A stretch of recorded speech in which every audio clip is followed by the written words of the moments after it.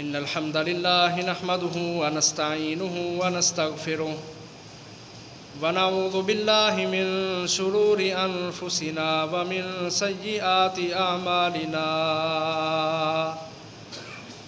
من يهده الله فلا مضل له ومن يضلل فلا هادي له وأشهد أن لا إله إلا الله وحده لا شريك له وأشهد أن محمدًا عبده ورسوله أرسله بالحق بشيرًا ونذيرًا بين يدي الساعة من يطع الله ورسوله فقد رشد ومن يعص الله ورسوله فقد غوى فإنه لا يضر إلا نفسه ولا يضر الله شيئا نسأل الله ربنا تبارك وتعالى أن يجعلنا ممن يطيعه ويطيع رسوله ويتبع رضوانه ويجتنب سخطه فإنما نحن به وله يا أيها الذين آمنوا اتقوا الله حق تقاته ولا تموتن إلا وأنتم مسلمون يا أيها الناس اتقوا ربكم الذي خلقكم من نفس واحدة وخلق منها زوجها وبث منهما رجالا كثيرا ونساء واتقوا الله الذي تساءلون به والأرحام إن الله كان عليكم رقيبا يا أيها الذين آمنوا اتقوا الله وقولوا قولا سديدا يصلح لكم أعمالكم ويغفر لكم ذنوبكم ومن يطع الله ورسوله فقد فاز فوزا عظيما أما بعد فإن خير الحديث كتاب الله وخير الهدي هدي محمد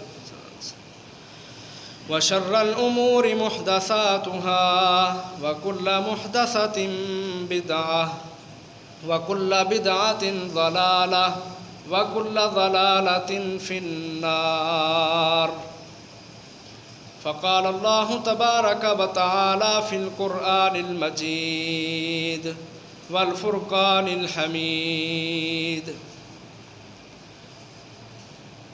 إن في خلق السماوات والأرض واختلاف الليل والنهار والفلك التي تجري في البحر بما ينفع الناس وما أنزل الله من السماء من ماء فأحيا به الأرض بعد موتها وبث فيها من كل دابة وتصريف الرياح والسحاب المسخر بين السماء والأرض لآيات لقوم يعقلون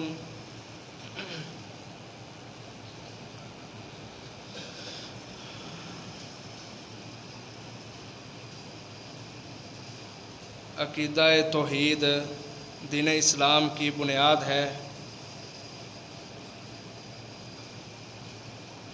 توحید ایک ایسا فریضہ ہے کہ جس کا اقرار کرنا اور دل و جان سے اس کو قبول کرنا ہر مسلمان پر لازم اور ضروری ہے۔ توحید ایک ایسی چیز ہے کہ جس کے ساتھ ایک مسلمان اور ایک کافر کے درمیان فرق ہوتا ہے۔ توحید ایک ایسی چیز ہے کہ جس کے لیے اللہ احکم الحاکمین نے اپنے برگزیدہ بندے یعنی انبیاء اور رسل کو مبعوث فرمایا ہے۔ توحید ایک ایسی چیز ہے کہ کہ جس کو دنیا پر غلبہ دینے کے لیے ہمیشہ سے مسلمان اور کفار ان کے درمیان جنگیں مسلط رہی ہیں، اور اس توحید کو دنیا پر سر بلند کرنے کے لیے بڑے بڑے صحابہ کرام، بڑے بڑے محدثین، بڑے بڑے تابعین اور اس دور کے بھی بہت سارے لوگ توحید کی سر بلندی کے لیے اپنی جانیں تک اللہ کے راستے کے اندر قربان کر دیتے ہیں۔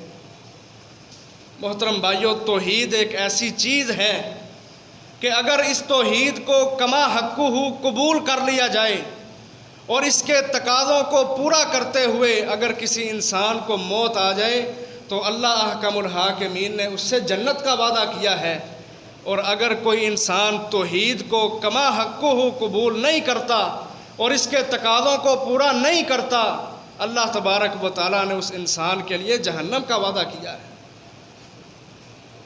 محترم بھائیو، یہ توحید دین اسلام کے اندر اس کی بڑی اہمیت ہے۔ یہ ایک مسلمان کا، ایک مومن کا عقیدہ ہے۔ ہر انسان کلمہ طیبہ کا اقرار کر کے دین اسلام کے اندر داخل ہو جاتا ہے، اس انسان پر لازم اور ضروری ہے کہ وہ اس کلمے کے معانی کو، اس کے مفاہیم کو اچھی طرح سے سمجھ لے تاکہ اپنی زندگی وہ عقیدہ توحید والی بنا کے گزارے، اللہ اور اس کے رسول کی اطاعت اور بندگی میں رہ کے گزارے۔ محترم بھائیو، توحید کی بڑی اہمیت ہے، اور یاد رکھیں توحید کی 3 قسمیں ہیں، توحید کی 3 اقسام ہیں۔ پہلی قسم توحید ربوبیت ہے، دوسری قسم توحید الوہیت ہے، اور تیسری قسم توحید اسماء و صفات ہے۔ توحید کی ان تینوں اقسام کو علامہ جرجانی اپنی کتاب التعریفات میں بیان کرتے ہیں، کہتے ہیں التوحید ثلاثۃ اشیاء، کہا توحید 3 چیزوں کا نام ہے۔ پہلی چیز معرفت اللہ بالربوبیہ، دوسری چیز والاقرار بالوحدانیہ، اور تیسری چیز ونفی الانداد منہ جملہ۔ اور اس تعریف کے اندر اس علامہ جرجانی نے توحید کی تینوں قسموں کو واضح کر دیا، کہا اللہ احکم الحاکمین کی پہچان کرنا، اس کا نام توحید ربوبیت ہے۔ اللہ تبارک و تعالیٰ کی عبادت کرنا، اس کی وحدانیت کا اقرار کرنا، کہا اس کا نام توحید الوہیت ہے۔ اور اللہ احکم الحاکمین کے مقابل ہر انسان کی نفی کرنا، کسی کو اللہ کا شریک نہ بنانا، کہا یہ توحید و اسماء و صفات ہے۔ محترم بھائیو، آج کے اس خطبے میں ہم انشاءاللہ اللہ کے فضل و کرم سے توحید ربوبیت کو سمجھیں گے کہ توحید ربوبیت کیا چیز ہوتی ہے۔ آئے ہم قرآن کی آیات سن کے، نبی اکرم صلی اللہ علیہ وسلم کے فرامین کو سن کے توحید ربوبیت کو سمجھیں کہ توحید ربوبیت کیا ہے۔ لفظ ربوبیت یہ لفظ رب سے نکلا ہے۔ رب، ہم لوگ اس کا معنی کرتے ہیں پالنے والا، یہ اس لفظ کے ساتھ انصاف نہیں ہے۔ لفظ رب کا معنی صرف پالنے والا نہیں ہوتا، لفظ رب کے اندر جو اصل مالک ہے، اصل رب ہے، اس کے حوالے سے 3 چیزیں بیان کی جاتی ہیں۔ آپ قرآن مجید کی تفاسیر کو پڑھیں، ابن کثیر کو اٹھائیں، اسی طرح ابن عباس کی تفسیر کو پڑھیں رضی اللہ عنہما، آپ کو تفاسیر میں ملے گا کہ رب کا اصل معنی ہوتا کیا ہے۔ محترم بھائیو، رب کا اصل معنی ہوتا ہے کہ وہ ذات جو پیدا کرنے والی ہے، اس کے بعد دوسرے نمبر پر جو صحت، سلامتی، تندرستی، عافیت دینے والی ہے، اور تیسرے نمبر پر بالآخر موت دینے والی ہے۔ یہ 3 چیزیں ہوتی ہیں لفظ رب کے اندر، پیدا کرنے والا، جوانی، صحت، سلامتی، عافیت، تندرستی دینے والا، اور بالآخر موت دینے والا۔ یہ تینوں چیزیں کس کی شان ہیں، کس کا حکم چلتا ہے، کون طاقت رکھتا ہے، کس کی یہ قدرت ہے، یہ اکیلے اللہ وحدہ لا شریک کی قدرت ہے۔ توحید ربوبیت کا یہ معنی ہوتا ہے کہ اللہ ہے جو ہر چیز کو ابتدا سے پیدا کرنے والا ہے، پھر پروان چڑھانے والا ہے۔ آپ انسان کو دیکھ لیں، انسان کو اللہ پیدا کرتے ہیں، پھر وقت گزرتا جاتا ہے، یہ جوان ہوتا ہے، اس کو صحت ملتی ہے، عافیت، تندرستی ملتی ہے، یہ اللہ کی طرف سے ہے۔ اور بالآخر انسان مر جاتا ہے، دنیا چھوڑ جاتا ہے۔ یہ بھی اللہ کا حکم ہوتا ہے۔ یہ ہے لفظ رب کا معنی، پیدا کرنے والا، جوانی دینے والا، بالآخر موت دینے والا۔ محترم بھائیو، آج کے خطبہ میں ہم صرف یہ سمجھیں گے کہ اللہ ہی ہے جو ہر چیز کو پیدا کرنے والا ہے، اور اللہ ہی ہے جو ہر چیز کو باقی رکھنے والا ہے، اور وہ اللہ ہی ہے جو ہر چیز کو بالآخر موت دینے والا ہے، ختم کر دینے والا ہے۔ لیکن ہمیں عقیدہ توحید اور توحید ربوبیت خاص طور پر اس وقت سمجھ آئے گی کہ جب ہم اللہ کی بنائی ہوئی ان تخلیقات کے اندر غور و فکر کریں گے۔ یہ بات ذہن میں بٹھا لیں، صرف جمعے پڑھا دینے سے اور قرآن مجید کا ترجمہ پڑھ لینے سے عقیدہ توحید سمجھ نہیں آتا۔ جب انسان پریکٹیکلی طور پہ اپنی زندگی کے اندر ان چیزوں پہ تجربات کرتا ہے، ان چیزوں پر غور و فکر کرتا ہے کہ میرے اللہ نے آسمان بنایا، میرے اللہ نے زمین بنائی، اللہ الذی خلق السماوات والارض وانزل من السماء ماء فاخرج به من الثمرات رزقا لکم۔ اللہ وہ ہے جس نے آسمانوں کو پیدا کیا، اللہ وہ ہے جس نے زمینوں کو پیدا کیا، اللہ وہ ہے جو آسمانوں سے بارشیں برساتا ہے، اللہ وہ ہے جو زمین سے انگوریاں اگاتا ہے، اللہ وہ ہے جس نے پہاڑوں کو پیدا کیا ہے، اللہ وہ ہے جس نے ان ساری کی ساری اشیاء کو کہ جس سے آج انسان دنیا کے اندر فائدہ حاصل کر رہے ہیں ان کو پیدا کیا ہے۔ جب انسان پریکٹیکلی طور پر ان چیزوں پہ غور و فکر کرے گا، پھر اس کے دل کے اندر عقیدہ توحید اللہ کے حکم سے مضبوط ہوگا کہ وہ غور کرے گا کہ اتنا بڑا آسمان، اتنی پھیلی ہوئی وسیع زمین، اونچے اونچے پہاڑ جو آسمانوں سے باتیں کر رہے ہیں، سمندروں کو اللہ نے پیدا کیا، اس کے اوپر کشتیاں اللہ تعالیٰ نے چلا دیں، یہ جانور جن کا ہم گوشت کھاتے ہیں اس کو اللہ نے پیدا کیا۔ جب انسان اللہ کی بنائی ہوئی تخلیقات پہ غور کرتا ہے، فکر کرتا ہے، سوچتا ہے، سمجھتا ہے کہ وہ کون سی ذات ہے جس نے ان کو بنا دیا، کس قدر قدرت والا ہے وہ اللہ جس نے اتنا بڑا زمین آسمان بنا دیا، جب انسان غور و فکر کرتا ہے پھر اس کو سمجھ آتی ہے کہ عقیدہ توحید کیا چیز ہے۔ اور محترم بھائیو، توحید ربوبیت کے حوالے سے قرآن مجید کے اندر اللہ تعالیٰ نے سب سے زیادہ زور اس چیز پر دیا ہے کہ یہ لوگ اللہ کی بنائی ہوئی تخلیقات پر غور کیوں نہیں کرتے۔ خود اللہ تعالیٰ کلام کرتے ہیں قرآن مجید میں، کہا الذی خلق سبع سماوات طباقا، اللہ وہ ہے جس نے ساتوں آسمانوں کو بنایا ہے۔ یہ اللہ کی تخلیق ہے، اللہ کی کاریگری ہے۔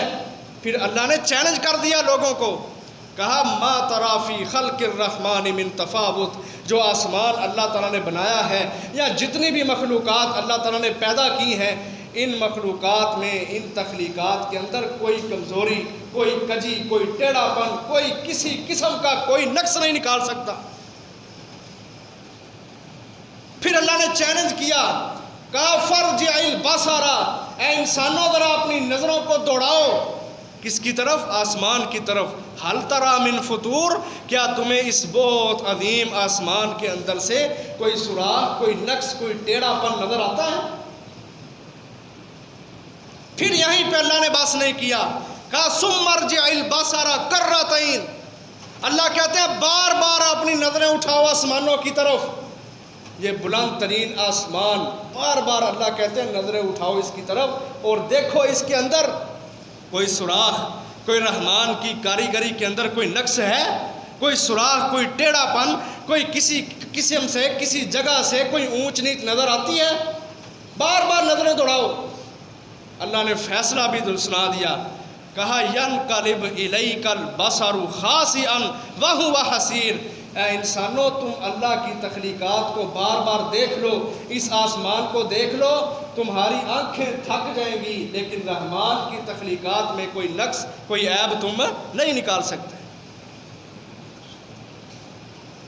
اس آسمان کی طرف اب اللہ کہہ رہے ہیں کہ بار بار نظریں دوڑاؤ، اس آسمان کو دیکھو۔ کس وجہ سے؟ کہ جب انسان غور کرے گا نا آسمان پہ کہ اللہ کا الحاکمین نے اتنی بڑی چھت بنا دی ہے بغیر ستون کے۔ آج دنیا کے اندر انسان مکان بناتے ہیں، بڑی بڑی رہائشیں بناتے ہیں، بڑے بڑے پلازے بنائے جاتے ہیں، بڑی بڑی تعمیرات ہوتی ہیں، جب بڑا چھت ڈالنا ہو تو نیچے ستون بنائے جاتے ہیں کہ یہ چھت کو کھڑا رکھ سکیں. لیکن کیا کمال قدرت ہے رب رحمان کی کہ اتنا بڑا آسمان اللہ تعالیٰ نے بنا دیا بغیر ستونوں کے. اللہ الذی خلق السماوات بغیر عمد ترونها، کہا اللہ وہ ذات ہے جس نے آسمان کو پیدا کیا بغیر عمد، بغیر کسی ستون کے.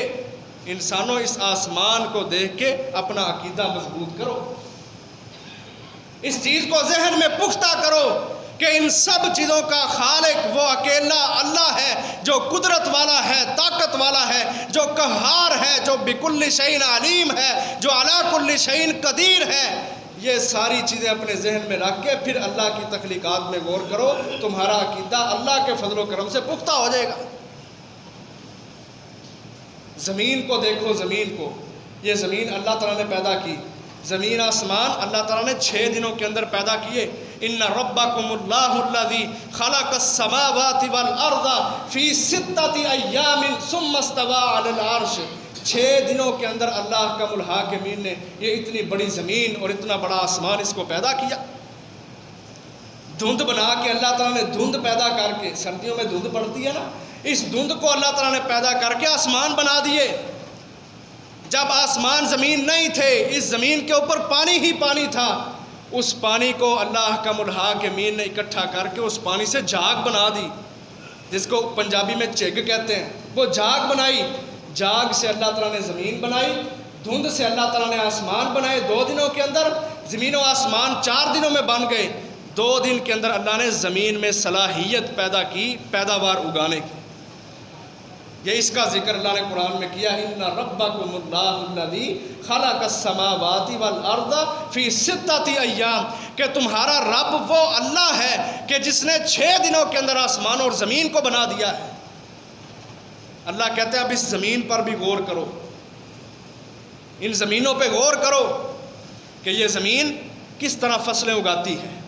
کسان ایک بیج ڈالتا ہے، تھوڑی سی محنت کرتا ہے کسان، ہل چلا کے بیج ڈالتا ہے.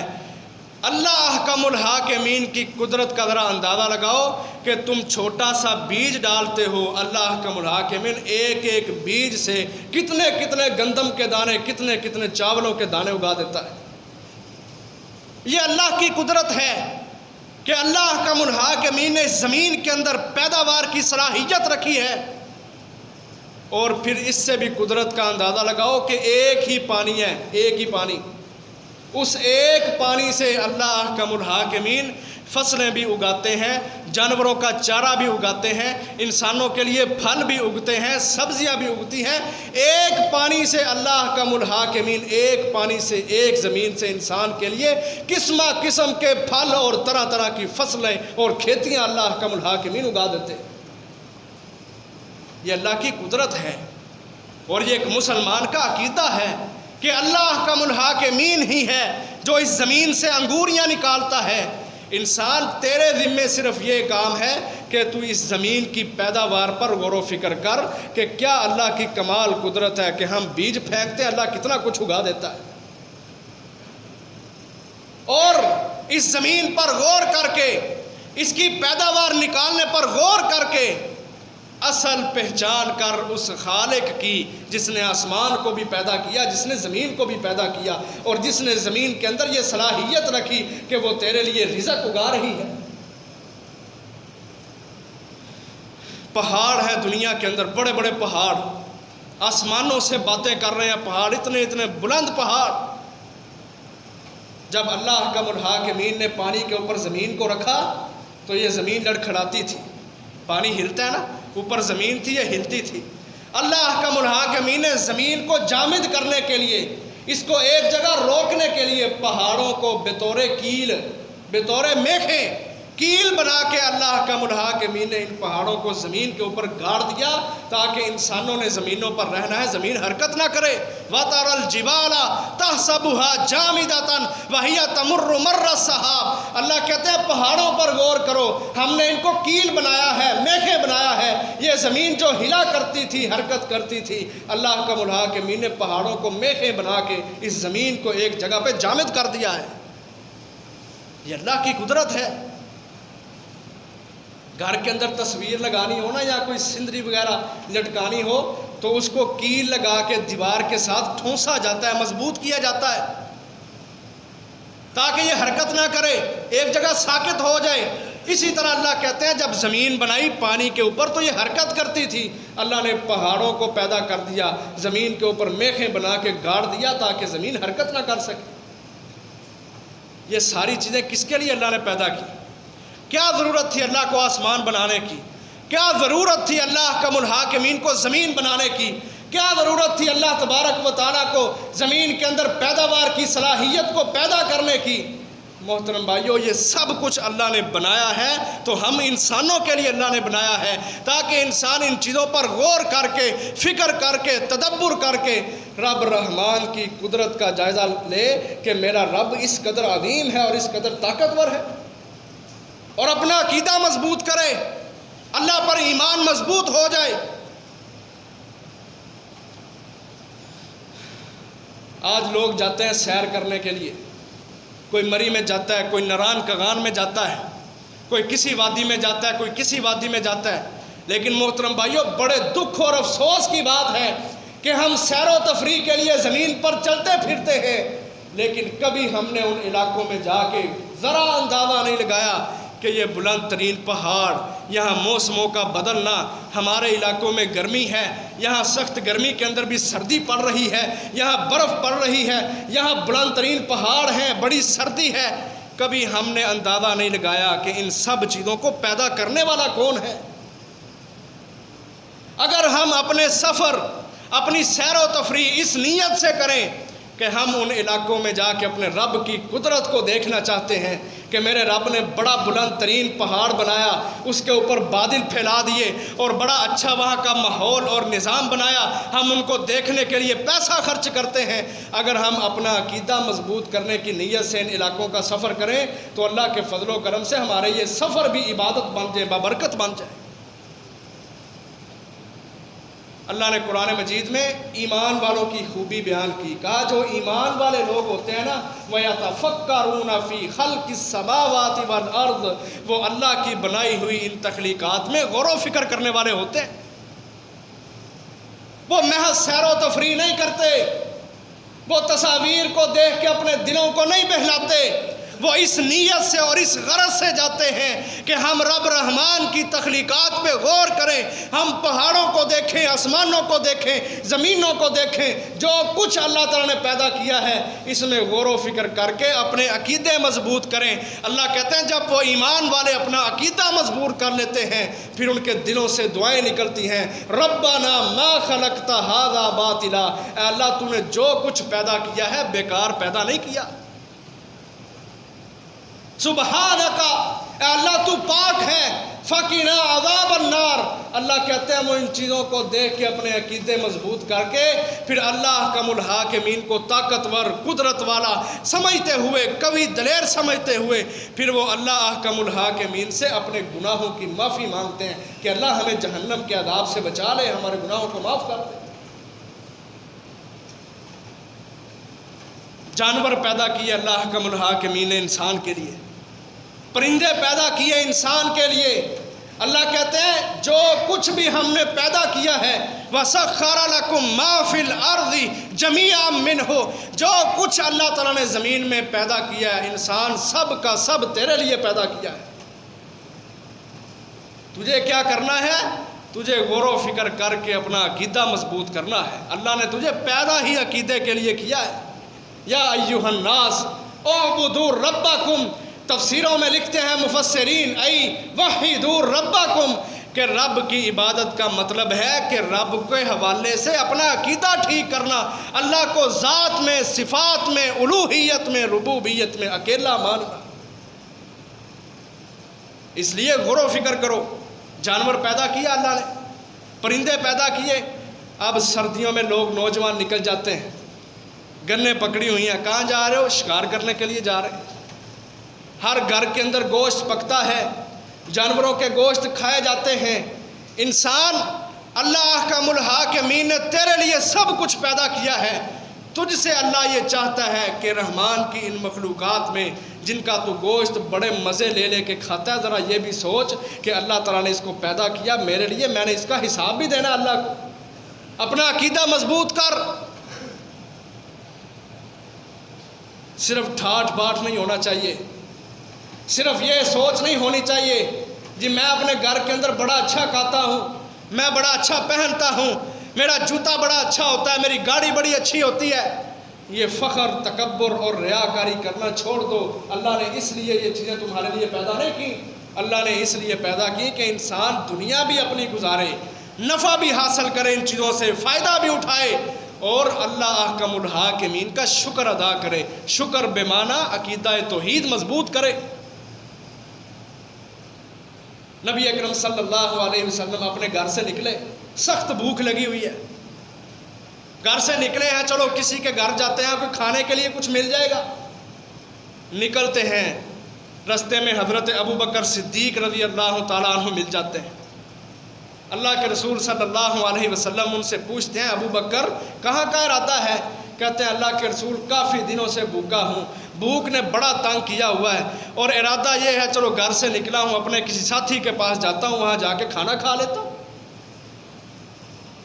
نبی صلی اللہ علیہ وسلم کہتے ہیں مجھے بھی بھوک نہیں، گھر سے باہر نکالا ہے، آؤ دونوں چلتے ہیں۔ اب دونوں مل گئے، غار والے بھی اور یاران غار بھی۔ آگے جاتے ہیں، حضرت عمر فاروق رضی اللہ عنہ بھی گھر سے نکل رہے ہیں، ان سے پوچھتے ہیں کیا بات ہے، کس وجہ سے گھر سے نکلے؟ کہتے ہیں اللہ کے رسول کئی دنوں سے بھوک نے تنگ کیا ہے، اور اس نیت سے گھر سے نکلا ہوں چلو کسی ساتھی کے پاس جاتا ہوں، کھانا کھا آتا ہوں۔ نبی صلی اللہ علیہ وسلم فرماتے ہیں ہم دونوں کو بھی گھر سے بھوک نے نکالا ہے۔ یہ حالت ہے صحابہ اکرام کی، یہ حالت ہے محمد الرسول اللہ صلی اللہ علیہ وسلم کی۔ تینوں گھر سے نکلے ہیں، ایک صحابی انصاری صحابی کے گھر میں آتے ہیں، آ کے بتاتے ہیں بھوک نے تنگ کیا، کھانا کھانے کے لیے آئے۔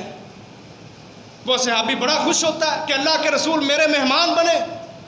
ابو بکر جیسی شخصیت، عمر فاروق جیسی شخصیت، اور سب سے عظیم شخصیت محمد الرسول اللہ صلی اللہ علیہ وسلم میرے گھر کے مہمان۔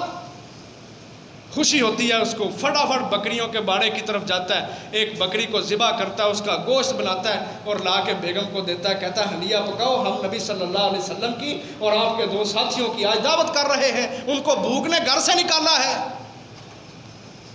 اب وہ گوشت سامنے آ جاتا ہے پک کے، گوشت بھی آیا ہے، دسترخوان لگا ہے، روٹی بھی پڑی ہے۔ محترم بھائیو، عقیدہ توحید مضبوط کرنا ہے۔ نبی صلی اللہ علیہ وسلم نے اشارہ کیا ابو بکر صدیق کو، عمر فاروق رضی اللہ عنہ کو، کیا اشارہ کیا؟ کہا یہ اللہ کی نعمتیں کھا رہے ہو، کل قیامت کو اللہ کو ان کا حساب بھی دینا ہے۔ یہ کیا اشارہ ہے؟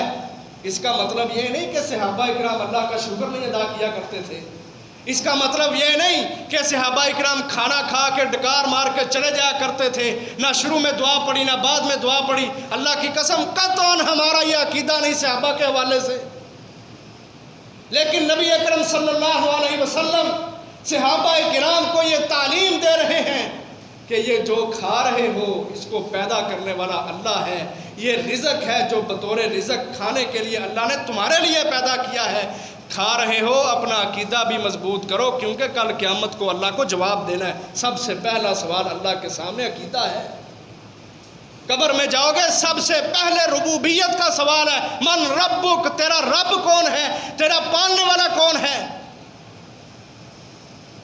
اس لیے دنیا کے اندر نعمتیں کھا رہے ہو تو جو نعمتیں دینے والا ہے اس کو بھی یاد رکھو اور اللہ کا شکر ادا کیا کرو، اور اللہ احکم الحاکمین کی پاکیزگی تعریفیں بیان کیا کرو کہ بڑی کمال والی ہے وہ ذات کہ جس نے ہر چیز کو انسانوں کے لیے پیدا کیا ہے۔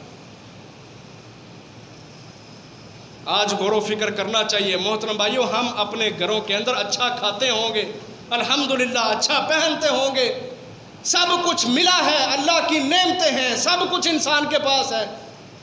اللہ کہتے ہیں وَآتَاكُم مِّن كُلِّ مَا سَأَلْتُمُوهُ، انسان جو تم مانگتے ہو اللہ تعالیٰ تمہیں عطا کرتا ہے۔ وَإِن تَعُدُّوا نِعْمَةَ اللَّهِ لَا تُحْصُوهَا، اتنی نعمتیں ہیں اللہ احکم الحاکمین کی کہ تم اس کی نعمتوں کو شمار نہیں کر سکتے۔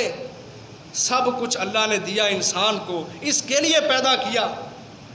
زمین آسمان، پہاڑ، سمندر، دریا، کشتیاں، جانور، سب کچھ انسان تیرے لیے اللہ نے پیدا کیا۔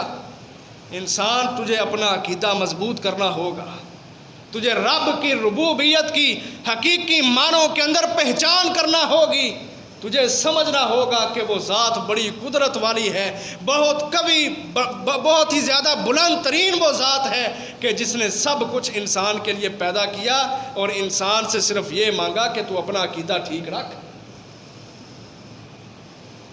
اپنی عادتیں بدل لو، اچھا کھا کے ڈکار مار لینا، فلمیں ڈرامے دیکھتے رہنا۔ آج لوگوں کے گھروں کے فیشن بنے ہوئے ہیں، کھانا کھاتے ہیں کس انداز سے؟ کھا اللہ کی نعمتیں رہا ہے، بجائے شکر ادا کرنے کے، بجائے ایک ایک لقمہ کھا کے الحمدللہ کہنے کے، سامنے ڈراموں کی ایپیسوڈ چل رہی ہیں وہ دیکھ رہا۔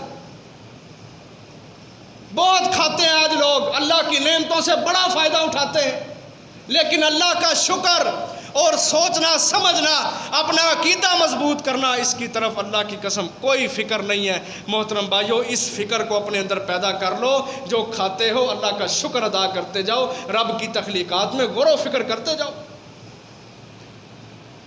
اللہ تعالیٰ کہتے ہیں فَلَا يَنْظُرُونَ إِلَى الْإِبِلِ كَيْفَ خُلِقَتْ، انسان ذرا اونٹ کو دیکھ، اونٹ عیدوں پہ قربان کرتے ہیں نا اونٹوں کو، کہا اللہ چیلنج کرتے ہیں، کہا ان اونٹوں کو دیکھو ذرا جائزہ لو، کیف خلقت، اس کو کیسے پیدا کیا گیا ہے۔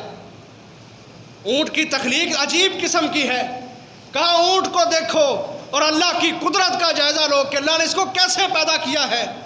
وَإِلَى السَّمَاءِ كَيْفَ رُفِعَتْ، آسمان کو دیکھو اللہ نے کیسے اس کو بلند کیا ہے۔ وَإِلَى الْأَرْضِ كَيْفَ سُطِحَتْ، زمین کو دیکھو اللہ نے اس کو کیسے بچھا دیا ہے۔ وَإِلَى الْجِبَالِ كَيْفَ نُصِبَتْ، پہاڑوں کو دیکھو کیسے اللہ حکم الحاکمین نے ان کو گاڑ دیا ہے، نصب کر دیا ہے۔ کہا ان چیزوں کو دیکھ کے رحمان کی قدرت کا اندازہ لگاؤ۔ یہ ہے قرآن مجید کی تعلیم کہ سب کچھ اللہ نے پیدا کیا ہے، اکیلے اللہ نے۔ یہ رب رحمان کا ربوبیت والا ہونے کا مطلب ہے کہ یہ ساری کی ساری چیزیں جو پیدا ہوئی ہیں ان کو پیدا کرنے والا اکیلا اللہ وحدہ لا شریک ہے۔ اب دنیا کے اندر یہودی بھی رہتے ہیں، عیسائی بھی رہتے ہیں، انہوں نے مسلمانوں کے اس عقیدے کو بگاڑنے کی کوشش کی۔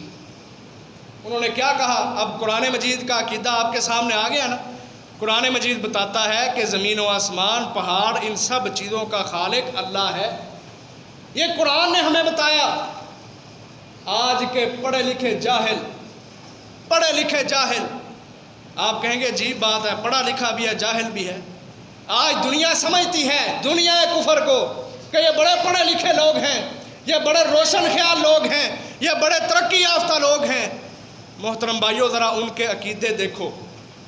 وہ کہتے ہیں انسان کو پیدا کرنے والا کوئی اللہ نہیں، کوئی رب نہیں۔ کیا ان کا عقیدہ ہے؟ ان کا عقیدہ ہے، ان کی سوچ ہے نظریہ ارتقاء، ایک نظریہ ارتقاء، جس کو انگلش میں ایوولوشن تھیوری کہا جاتا ہے۔ آج یورپ کی بڑی بڑی یونیورسٹیوں کے اندر اللہ کی قسم یہ عقیدہ، یہ نظریہ ارتقاء پڑھایا جاتا ہے۔ کیا نظریہ ہے؟ کہتے ہیں انسان کو اللہ نے پیدا نہیں کیا، اللہ کا وجود ہی نہیں دنیا میں۔ پھر کیا ہے؟ کہتے ہیں ایک جوہر ہوا کرتا تھا، جوہر کہتے ہیں چھپڑ کو، یہ گاؤں کے اندر دیہاتوں کے اندر چھپڑ ہوتے ہیں۔ ایک جوہر تھا، اس کے اندر ایک کیڑا آ گیا، وہ کیڑا مٹی کھاتا رہا اس جوہر سے، چھپر سے گندا پانی پیتا رہا، مٹی کھاتا رہا۔ یہ ان کا نظریہ ارتقاء میں آپ کے سامنے رکھ رہا ہوں۔ وہ کیڑا مٹی کھاتا رہا، گندا پانی پیتا رہا، جوں وہ وقت گزرتا گیا وہ کیڑا اپنی شکلیں بدلتا گیا۔ کیچڑ کھاتا تھا، گندا پانی پیتا تھا، شکلیں بدلتا تھا، وہ شکلیں بدلتا گیا۔ ایک وقت آیا وہ بندر بن گیا۔ وہ کیڑا جو گندگی کے اندر رہنے والا، کیچڑ کھانے والا، گندا پانی پینے والا، وہ اس کیچڑ کو کھا کے ایک وقت آیا وہ بندر بن گیا۔ اور انسان یہ بندر کی ترقی یافتہ شکل ہے۔ وہ بندر پھر گند کھاتا رہا تو انسان بن گیا۔ استغفر اللہ العظیم۔ یہ نظریہ پڑھایا جاتا ہے. آج پڑھے لکھے لوگ جن کو سمجھا جاتا ہے، ان گوروں کو، سرخ سفید چمڑی والوں کو، ان کی یونیورسٹیوں کے اندر یہ عقیدہ پڑھایا جاتا ہے اور مسلمانوں کو بگاڑنے کی بھرپور سازش کی جاتی ہے کہ کوئی رب نہیں ہے، کوئی خالق نہیں ہے، یہ انسان بندر کی ترقی یافتہ شکل ہے. یہ عقیدہ ان کی کتابوں میں، یونیورسٹیوں میں آج بھی پڑھایا جاتا ہے. محترم بھائیو، ذرا سوچو ہاں، ان عقیدوں کا رد کس نے کرنا ہے؟ انبیاء تو چلے گئے. اتنی آبادی ہے ملک کی، پاکستان کی، اور پوری دنیا کے اندر بہت سارے انسان ہیں. ان سب انسانوں میں دیکھو مسلمان کتنے ہیں؟ تھوڑے سے مسلمان ہیں. اور ان سارے مسلمانوں میں جو صحیح عقیدے والے لوگ ہیں وہ کتنے سے ہیں؟ آپ جائزہ لیں، وہ صحیح عقیدے والے لوگ بھی بہت تھوڑے سے ہیں. جہالت کی بھری ہوئی دنیا اور سارے کے سارے سازش کرنے والے یہودی عیسائی، ان کی یونیورسٹیاں، ان کے پروفیسر، اس دنیا کے نظام کو، لوگوں کے اس عقیدے کو کس نے ٹھیک کرنا ہے؟ جبکہ ہم تو اس قدر کوتاہ ہیں، کوتاہیاں کرنے والے، کہ ہم تو اپنے جسم کے اوپر بھی غور و فکر نہیں کرتے کہ میرے رب نے مجھے کتنا خوبصورت جسم دیا، مجھے آنکھیں دی، مجھے کان دیا، مجھے زبان دی، مجھے دماغ دیا، جس سے میں سوچتا ہوں، آنکھوں سے میں دیکھتا ہوں، زبان سے میں بولتا ہوں، کانوں سے میں سنتا ہوں، مجھے قدم دیے، ان سے میں چلتا ہوں. اتنا کچھ اللہ احکم الحاکمین نے مجھے دیا میرے جسم کے اندر. اگر میں غور کروں تو رب رحمان کی بہت ساری قدرت کی نشانیاں ہیں. ہم اس قدر عاجز ہیں کہ ہم اپنے جسموں کے اوپر جو اللہ احکم الحاکمین نے ہمیں نعمتیں عطا کی ہیں، آنکھوں کی شکل میں، ناک کان کی شکل میں، زبان کی شکل میں، دماغ کی شکل میں، ہم نے کبھی اس پر بھی غور و فکر نہیں کیا. اور جو دنیا جہالت سے بھری ہوئی ہے اس کو کس نے سیدھا کرنا ہے؟ انبیاء ختم ہو گئے، اب صرف علماء ہیں. وہ علماء جو قرآن و سنت کے مطابق چلنے والے ہیں اور لوگوں کو قرآن و سنت کی دعوت دینے والے ہیں. جو قرآن و سنت سے ہٹ کے اماموں کے مسائل سنانے والے ہیں، وہ دنیا کی اصلاح نہیں کر سکتے. حقیقی معنوں میں دائی اور مصلح وہی شخص ہوتا ہے جو قرآن و سنت کا صحیح معنوں میں پیروکار ہوتا ہے. عزم کریں کہ ہم انشاءاللہ توحید ربوبیت کو سمجھتے ہوئے رب رحمان کی تخلیقات پہ غور و فکر کریں گے. اپنے جسم کے اوپر جو اللہ نے ہمیں نعمتیں عطا کی، ان پر بھی غور و فکر کریں گے. اور انشاءاللہ دنیا کفر کا مقابلہ کرتے ہوئے جو وہ نظریہ ارتقاد ساری کی ساری دنیا کو پڑھا کے ان کو گمراہ کرنے کی کوشش کر رہے ہیں، ہم اس کے مقابلے میں قرآن کو لا کے، اس کی آیات بینات کو لا کے ان کا رد کریں گے اور یہ ثابت کریں گے کہ اکیلا اللہ ہے جو ساری دنیا کا خالق ہے، پیدا کرنے والا ہے. پھر ان کا کیا نظریہ ہے؟ کہتے ہیں یہ دنیا اس کو اللہ نے نہیں بنایا، ایک دھماکہ ہوا تھا جس کو بگ بینگ کے نام سے یاد کیا جاتا ہے. ایک دھماکہ ہوا تھا. آج ہمارے پاکستان کے اندر بھی جو سائنس کی بڑی بڑی کتابیں ہیں ان کے اندر یہ سب کچھ لکھا ہوا. کیوں نہ لکھا ہو؟ یہ نصاب تشکیل دینے والے آج مسلمانوں کے سکولوں میں، کالجوں، یونیورسٹیوں میں جو نصاب اور سلیبس پڑھایا جاتا ہے، اللہ کی قسم وہ سارے پروفیسر امریکہ سے اٹھ کے آتے ہیں جو سارے ہمارے بچوں کو، چھوٹے چھوٹے بچوں کے ذہنوں کو خراب کرتے ہیں. نبی صلی اللہ علیہ وسلم نے کیا فرمایا تھا؟ کہا کل مولود یولد علی الفطرہ، ہر بچہ جو پیدا ہوتا ہے وہ اسلام پہ پیدا ہوتا ہے، عقیدہ توحید پر پیدا ہوتا ہے. فَأَبَوَاهُ يُحَوِّدَانِهِ أَوْ يُنَصِّرَانِهِ أَوْ يُمَجِّسَانِهِ. کہا ماں باپ اپنی اولادوں کو بگاڑ دیتے ہیں، ان کو یہودی بنا دیتے ہیں، عیسائی بنا دیتے ہیں، مجوسی بنا دیتے ہیں. ماں باپ کس طرح بگاڑتے ہیں؟ ان سکولوں میں داخلہ دلوا کے کہ جہاں یورپ کے نصاب پڑھائے جاتے ہیں. آج ہمارے ملک کی جو بڑی بڑی یونیورسٹیاں ان میں سائنس کی جو کتابیں پڑھائی جاتی ہیں ان میں لکھا ہوا ہے کہ دنیا کو اللہ نے نہیں بنایا. جو ہم قرآن میں پڑھتے ہیں نا کہ اللہ نے 6 دنوں میں زمین و آسمان بنایا، یہ اہمی بات ہے. قرآن کا رد کرتے ہیں، کہتے ہیں ایک دھماکہ ہوا تھا، بگ بینگ کے نام سے ایک دھماکہ ہوا، دھماکے کے نتیجے میں یہ ساری دنیا بن گئی. اب ایک پڑھا لکھا آدمی، قرآن و سنت کو سمجھنے والا، عقل سلیم رکھنے والا آدمی ان باتوں کو کبھی تسلیم نہیں کرتا کہ یہ کیا چیزیں ہیں. ایک دھماکہ ہوا، دنیا بن گئی. اور نظریہ ارتقاء، انسان پہلے کیڑا تھا، پھر کیچڑ کھاتا رہا، بندر بن گیا، پھر انسان بن گیا. وہ بندہ ان سے پوچھے عقل کے اندھو، اس کیڑے کو کس نے پیدا کیا تھا؟ وہ جو جوہر تھا، چھپڑ تھا، اس کو کس نے پیدا کیا تھا؟ آج یہ چیزیں ہیں جو مسلمانوں کے یونیورسٹیوں میں ان کو پڑھائی جاتی ہیں، جس کی بنیاد پہ آج مسلمانوں کے عقیدے بگڑے ہوئے ہیں، اور آج مسلمان یورپ کو ترقی یافتہ پڑھا لکھا سمجھتے ہوئے اپنے عقیدہ توحید کو چھوڑ بیٹھا ہے، اور حاجت روا مشکل کشا کرنی بھرنی والا یورپ اللہ کی قسم سارے ہندوؤں کو سمجھ بیٹھا ہے۔ اپنی اصلاح کرو، ان زمین و آسمان پر غور و فکر کرو، دیکھو یہ ساری چیزیں خود بخود نہیں بن گئیں۔ ایک عالم کا کسی کافر بادشاہ کے ساتھ مناظرہ ہو گیا، وہ بھی یہ کہا کرتا تھا جاہل کہ دنیا خود بخود بن گئی تھی۔ عالم کہے نہیں، دنیا خود بخود نہیں بنی، اس کو بنانے والا اللہ ہے۔ مناظرے کا دن رکھ لیا، فلانے دن فلانی جگہ پر مناظرہ ہوگا، لوگ اکٹھے ہو جائیں، بادشاہ مناظرہ کرے گا، عالم دین کے ساتھ مناظرہ ہوگا۔ اب وہ دن آ جاتا ہے، مناظرے کا وقت ہے، لوگ اکٹھے ہو گئے، بادشاہ بھی وہاں موجود ہے، وہ عالم دین ابھی تک نہیں پہنچا۔ لوگوں کے دماغ خراب ہو گئے، کہتے ہیں وہ نہیں آیا، اس کا مطلب ہے بادشاہ کی بات بالکل ٹھیک ہے۔ تھوڑی دیر بعد وہ عالم صاحب آ گئے، بادشاہ ان سے پوچھتا کہاں تھے آپ، اتنی دیر ہو گئی، ہم کافی دیر سے یہاں اکٹھے ہوئے ہیں، لوگ اکٹھے ہوئے ہیں، کہاں رہ گئے تھے آپ؟ کہتے ہیں میں جہاں سے میں نے آنا تھا اس رستے کے اندر ایک دریا پڑتا ہے، کشتی کا سفر کرنا پڑتا ہے، پھر آنا پڑتا ہے۔ کہتا میں دریا کے کنارے آیا، وہاں میں نے دیکھا وہاں کشتی موجود نہیں تھی۔ پھر کیا ہوا؟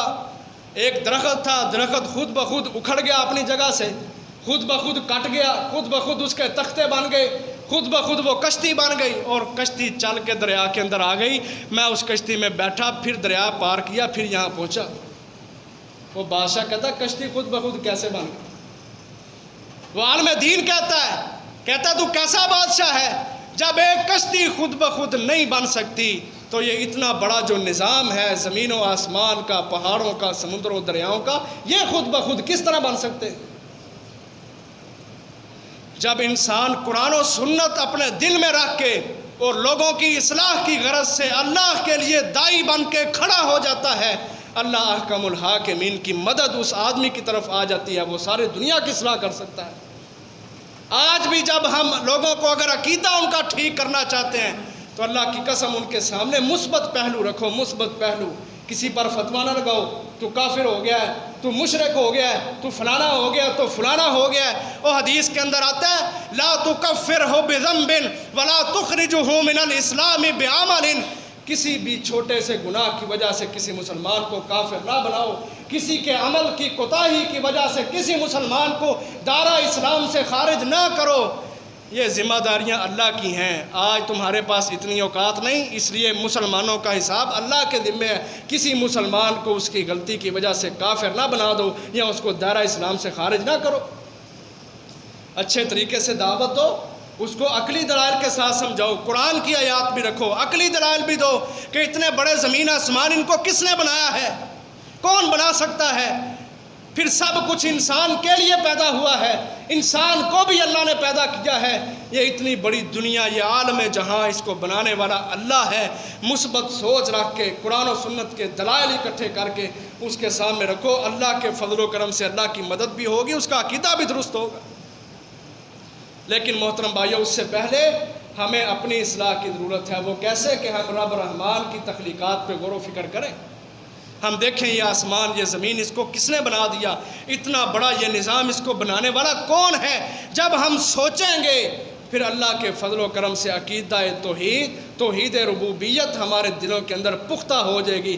تو محترم بھائیو، ساری کلام کا خلاصہ یہ ہے کہ توحید ربوبیت کا معنی کہ ہر چیز کو پیدا کرنے والا اللہ ہے، ہر چیز کو پروان چڑھانے والا اللہ ہے، انسان کو صحت سلامتی تندرستی عافیت دینے والا اللہ ہے، اور بالآخر اس سارے جہان کو ختم کرنے والا بھی اللہ ہے، رب رحمان ہے۔ اللہ تعالیٰ سے دعا ہے اللہ تعالیٰ ہم سب کو توحید ربوبیت اپنے دلوں کے اندر پختہ کرنے کی توفیق عطا فرمائے، اور عقیدہ توحید پر ہی ہمیں زندہ رکھے، اور عقیدہ توحید پر ہی ہمیں موت عطا فرمائے۔